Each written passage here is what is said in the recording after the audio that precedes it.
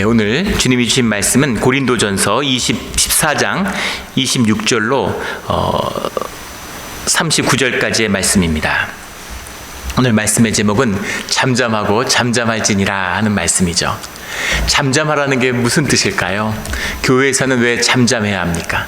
또 잠잠하지 못하는 이유는 뭘까요? 오늘 말씀을 통해서 교회 가운데 잠잠하고 잠잠해지는 그 비밀을 만나는 우리 모두가 되기를 주의 이름으로 축원합니다. 오늘 말씀을 보면 우리 14장에서 이어지는 우리 26절 말씀 가운데 가르치는 말씀도 있고 계시도 있고 방언도 있으며 통역함도 있나니 모든 것을 덕을 세우기 위하여 하라. 교회를 세우는, 공동체를 세우는 그 모든 일에 쓰임받는 것이 주님이 주신 은사의 참된 뜻이다 라는 말씀이 들어있죠. 그 말씀은 40절에 나오는 모든 것을 품위 있게 하고 질서 있게 하라 라는 말씀과 연결됩니다. 질서 있게 하라, 품위 있게 하라는 게 어떤 건가요?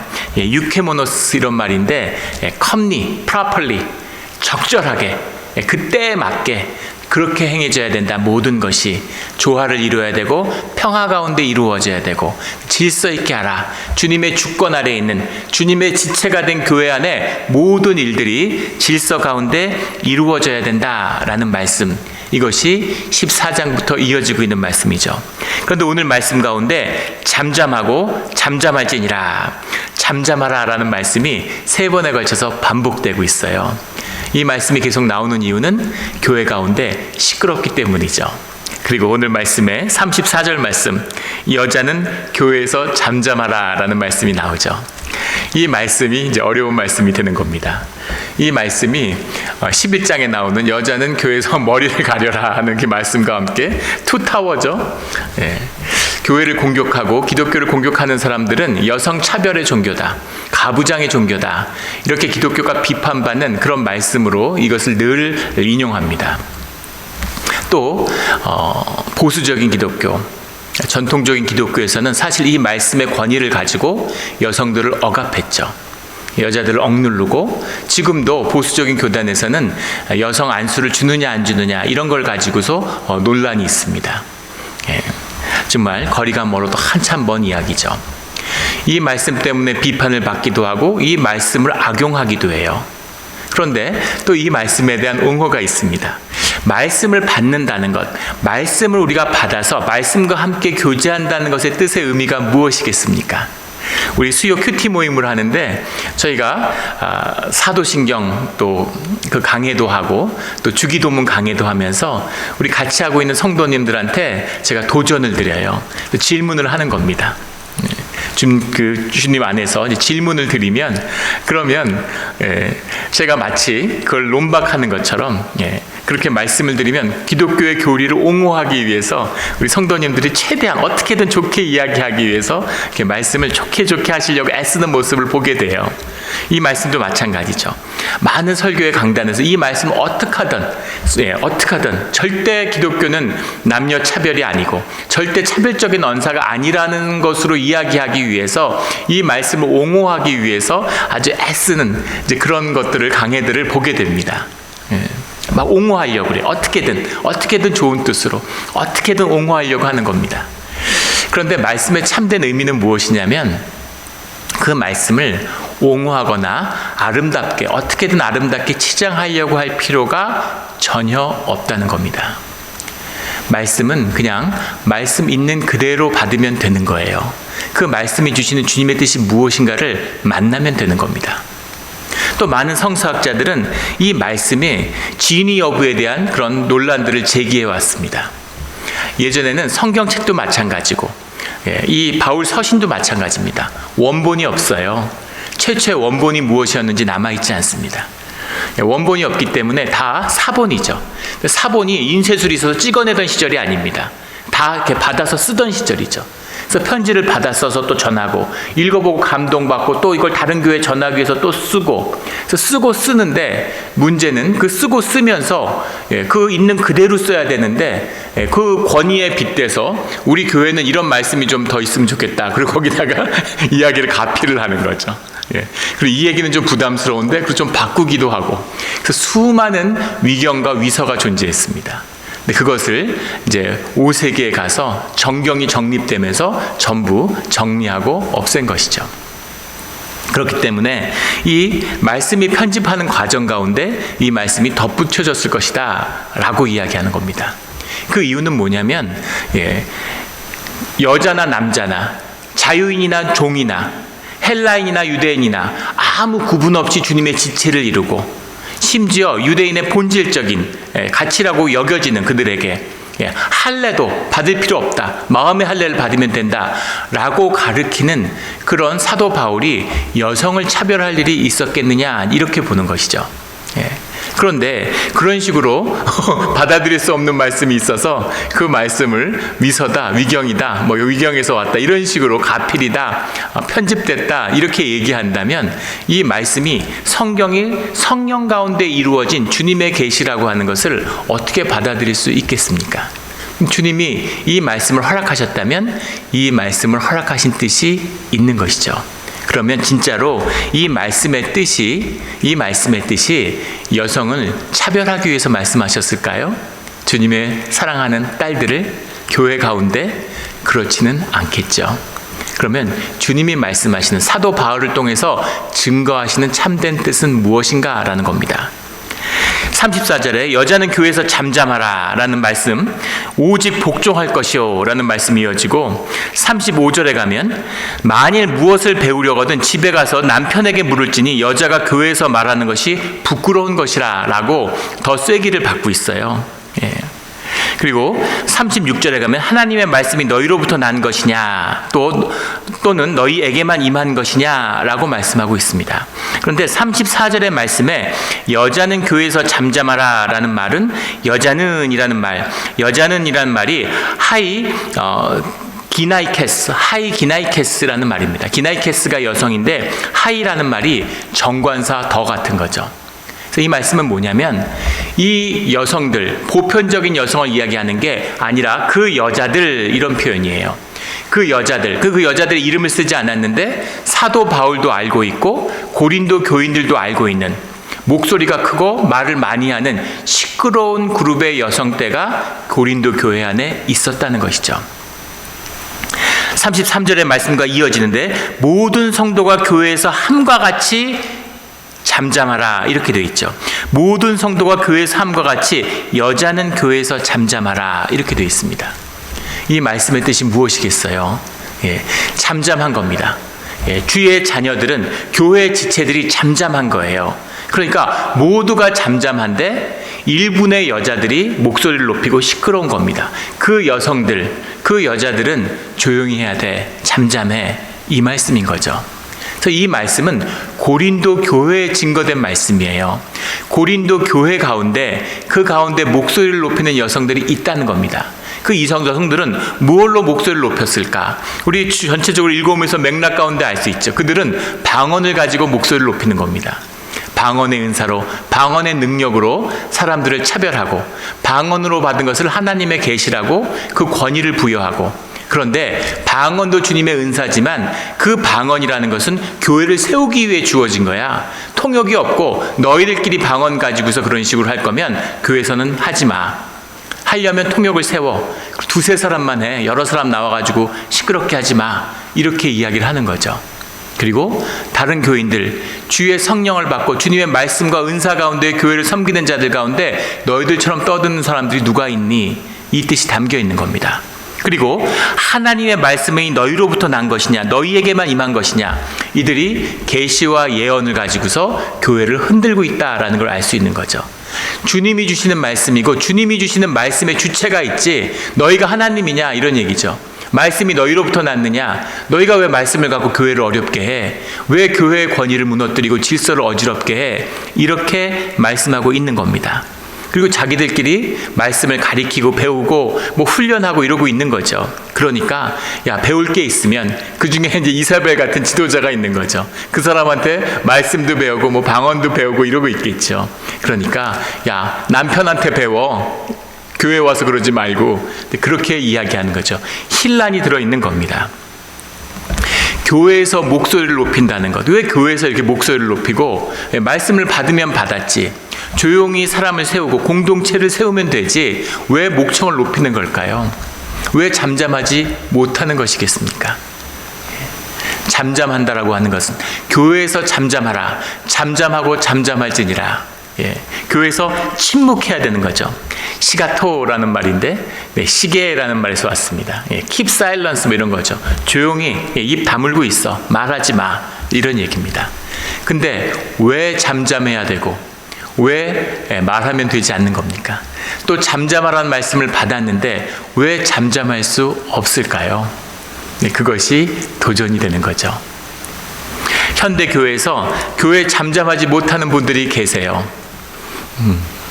제가 8년 전에 처음으로 이제 담임 목사가 돼서 왔을 때, 그때 온 첫 해죠.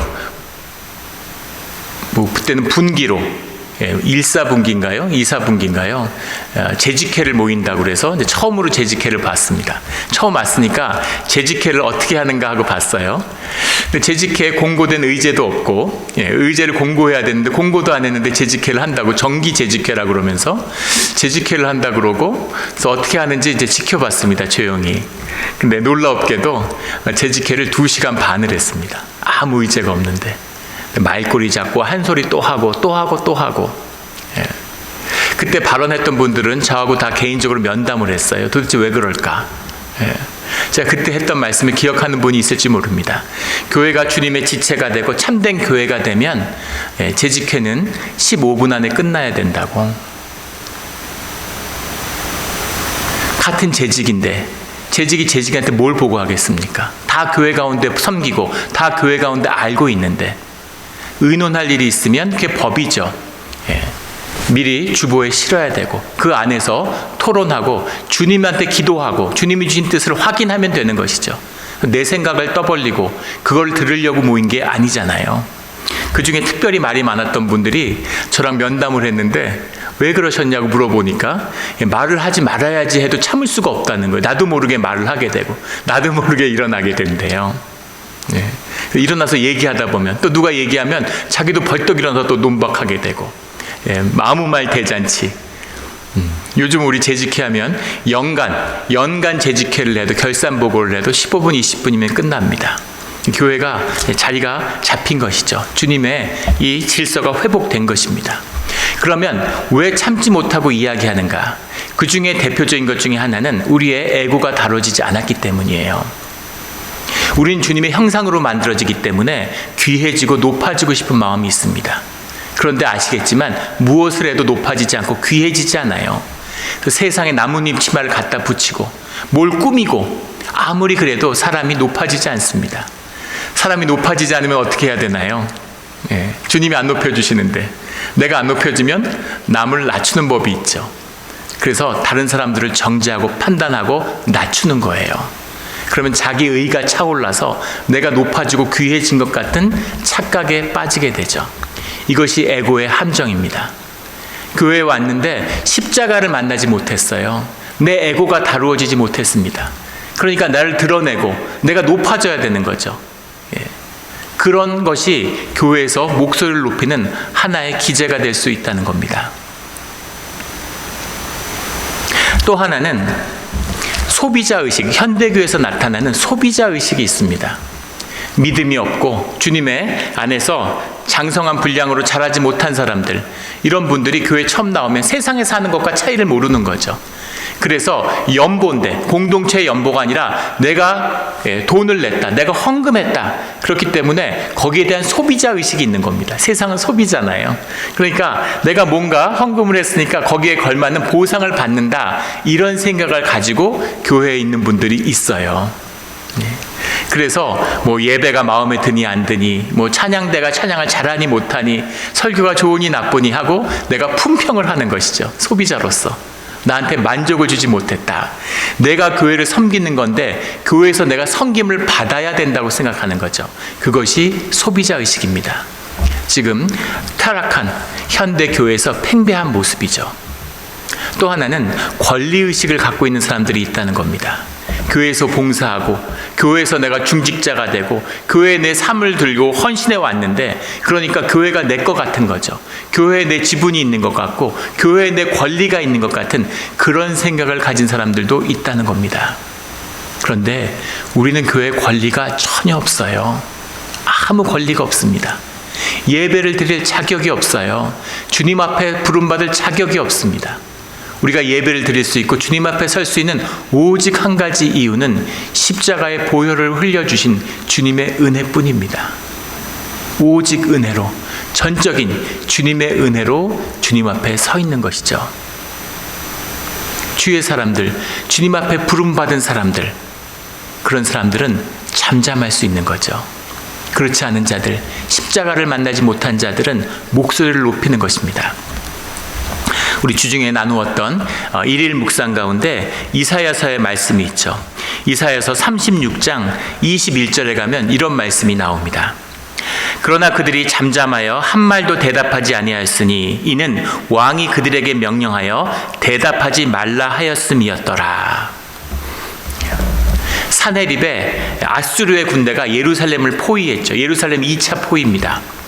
랍사게라는 장군을 보내서 랍사게가 여호와 이름을 모욕하고 온갖 말로 이 예루살렘의 사람들을 희롱하고 있죠.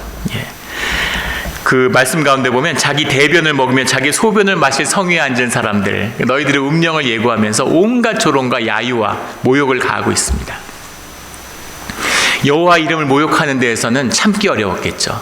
또 히스기야 왕을 조롱하는 것을 그 신하들이 참기 어려웠을 겁니다. 그런데 조용히 잠잠하고 오늘 말씀에 나오는 것처럼 한 말도 대답하지 아니하였으니 아무도 말하지 않아요.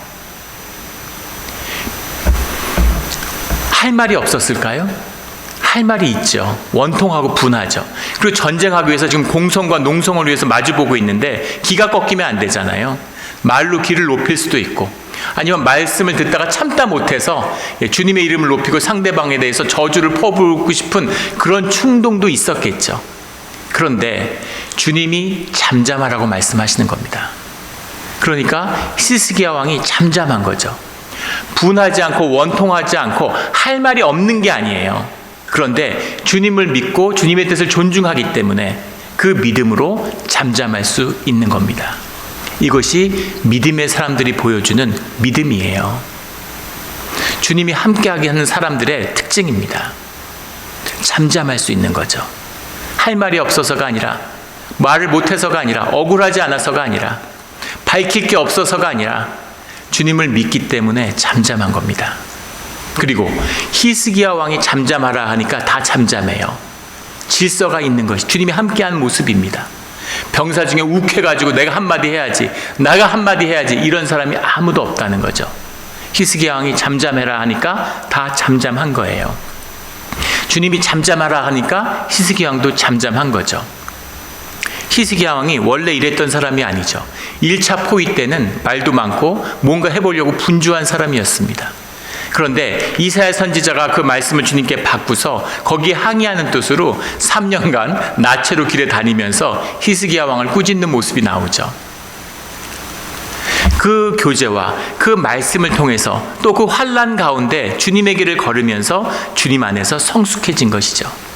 그래서 믿음이 생겨나고 주님을 신뢰할 수 있게 되고, 그래서 현상적으로 보면 억울하고 분통이 터지고 이러지만은 주님이 하시는 뜻이 있지, 주님이 이루시는 뜻이 있지, 그리고 예루살렘 운명을, 자기의 운명을 주께 올려드린 사람으로서 잠잠하고 침묵하는 것이죠.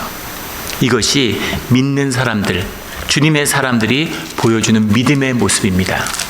주의 사람들은 잠잠한 거예요. 잠잠한 겁니다. 억울하고 누명을 써도 잠잠한 거예요. 주님이 밝혀줄 때 밝혀주시는 거죠. 예전에 한국의 시골에서 목회를 하던 한 나이든 목회자가 있었는데 혼자 돼가지고 목회를 했대요. 그런데 이분이 아주 성실하고 인격적이고 성실하게 열심히 목회를 하니까 평판이 아주 좋았답니다. 그런데 어느 날 살고 있던 그 작은 시골 마을에서 한 처녀가 가출을 해서 사라지는 사건이 벌어지죠. 그리고 며칠 뒤에 그 가출한 처녀의 아이로 추정되는 그 처녀가 임신하고 아이를 낳으니까 그 마을을 도망간 건데, 등지고서. 그런데 그 아이가, 작은 한 여자아이가 목회자가 사는 집 앞에 이렇게 바구니를 놓고 갔다는 거예요. 그래서 노 목사님이 그 아이를 데려다가 이제 키우는 거죠. 자기 딸처럼. 그런데 그 마을 가운데 이상한 소문이 도는 겁니다. 왜 하고 많은 집 중에서 그 목사님 집 앞에다가 애를 갖다 놨을까? 엄마도 없는데 혼자 사는 사람 집 앞에. 그리고 그 아이가 자라면서 업고 다니고 우유도 먹이고 이런 모습들 사람들을 보면서, 야, 애가 좀 아빠를 닮은 것 같지 않아? 목사님 얼굴 많이 닮은 것 같은데? 그래서 다른 사람들이 보고, 야, 시도독지를 못한다고 닮고 말 게 뭐 있어, 빼다 박았네, 이렇게 얘기를 하는 거죠. 그러면서 이야기는 점점 번져서, 야, 어떻게 이런 인간이 있을 수가 있냐, 지가 애를 베게 했으면 책임을 져야지, 책임도 못 지고 엄마는 도망가고 자기 혼자 남아서 자기 애라고 저렇게 키우는구나, 저게 정말 늑대, 사람의 탈을 쓴 늑대들이 저게 인간이냐, 온갖 욕설과 온갖 모욕과 비난이 끊이질 않는 거죠. 그런데 잠잠한 것입니다. 잠잠하게 애를 키우는 거죠. 애가 몇 살 크고 같이 산책도 다니고 애가 컸어요. 보기도 좋은 거죠. 그러던 어느 날 그 엄마와 아빠가 나타난 겁니다. 다른 동네 청년하고 눈이 맞아서 잘 임신을 하고 숨기다가 애를 태어나게 됐는데, 그 서울에 가서 살아야지 하고 둘 다 집을 나갔는데 도저히 애를 데리고 가서 살 자신이 없는 거죠. 애를 맡겨야 되는데 맡길 데가 없는 겁니다. 누구한테 맡기겠어요? 고아원에 갖다 주면 어떡해요? 그래서 그 목사님의 인격을 믿고 그 집 앞에 두고 간 거죠. 근데 가서 자리도 잡히고 둘이서 같이 돈을 벌어서 이제 집도 장만하고 자리가 잡혀서 애를 데리러 온 거죠. 그동안 이제 고마웠다고 인사도 하고 이렇게 이야기를 하고 애를 데리고 가는 거예요. 그러니까 목사님이 아쉽죠. 그래서 엄마 아빠를 찾아서 참 감사하긴 한데 또 서운하고 아쉽다 이러면서 작별을 한 겁니다. 그걸 동네 사람들이 보고 나니까 이번엔 180도 바뀐 거죠. 이건 완전히 사람이 아니라 천사 아니냐, 어떻게 이런 사람이 있을 수가 있느냐, 성인이 아니냐, 이러고 온갖 칭찬이 끊이지 않는 거죠. 그런데 여전히 침묵하는 겁니다. 사람들이 칭찬을 하거나 말거나 욕을 하거나 아무 상관없는 거예요. 사람들이 뭐라 하든, 사람들이 높인다고 높아지는 것도 아니고 사람들이 낮춘다고 낮아지지도 않습니다. 이게 주님께 구속받은, 주님의 남은 자들, 주의 자녀들, 그 존재의 구원을 받은 자들, 그 존재의 자유함을 얻은 자들, 그들의 비밀이죠. 그 비밀이 현상세계와 만날 때, 그 믿음이 현상세계와 만날 때 그 현상의 눈으로 바라볼 때는 잠잠해 보이는 겁니다. 잠잠한 거죠. 말을 하지 않는 거예요. 말이 필요 없는 것입니다. 그 주의 사람은 침묵할 수 있어요. 주님이 신원해 주실 것이라고 하는, 주님이 갚아 주실 것이라고 하는 믿음이 없으면 어떻게 잠잠할 수 있겠습니까? 내 주인이 내가 아니라 내 주인이 주님이라고 하는 그 고백이 없으면 어떻게 잠잠할 수 있겠습니까? 그런데 주의 사람은, 주의 자녀들은, 나보다 교회의 덕을 세우는 것을 앞세우는 사람들은, 내 삶보다 주님의 영광을 앞세우는 사람들은 주님 안에서, 주 앞에서, 교회 안에서 잠잠할 수 있는 것이죠. 또 우리가 잠잠해야지만이, 우리가 잠잠하라는 의미, 히스기 왕이 잠잠하라는 것이 그 뜻은 그 모든 일들을 주님께 올려드렸다는 겁니다. 주님께 올려드려야 돼요. 주님은 100% 인격이시기 때문에 우리가 그 의미를 잘 이해하지 못하는데, 만나보지 못해서, 내가 하겠다고 하면, 내 것이라고 하면 주님은 100% 양보하세요. 주님은 언제까지 기다려 주십니다. 내가 풀어야지, 내 억울함 내가 풀어야지, 내가 할 말 내가 해야지, 내가 해결해야지, 그럼 주님이 내가 해결할 때까지 기다려 주시는 겁니다. 주님의 일이 일어나지 않습니다. 내가 잠잠한 뜻은 그 모든 일들을 주님께 올려드렸다는 거죠. 주님께 올려드리면 주님이 역사가, 주님이 움직이시는 주님의 일이 우리의 잠잠한 가운데서 시작되는 겁니다. 그래서 주님을 만난 자들은 잠잠해지는 것이죠. 우리 잠잠한, 한없이 잠잠한, 주님 앞에서 조용히 주님의 음성을 듣는, 우리가 기도를 해도 그렇잖아요. 주님께 말씀하고 드릴 이야기가 많죠. 그 얘기를 다 해야죠. 하지만 그 얘기를 다 하고 나면 주님의 말씀을 들어봐야죠. 주님의 말씀을 듣기 위해서 잠잠한 겁니다. 그 잠잠함 속에서, 잠잠하고 잠잠한 가운데 주님의 역사하심과 큰 주님을 만나는 그런 우리 모두가 되기를 예수 그리스도 이름으로 축원합니다. 아멘.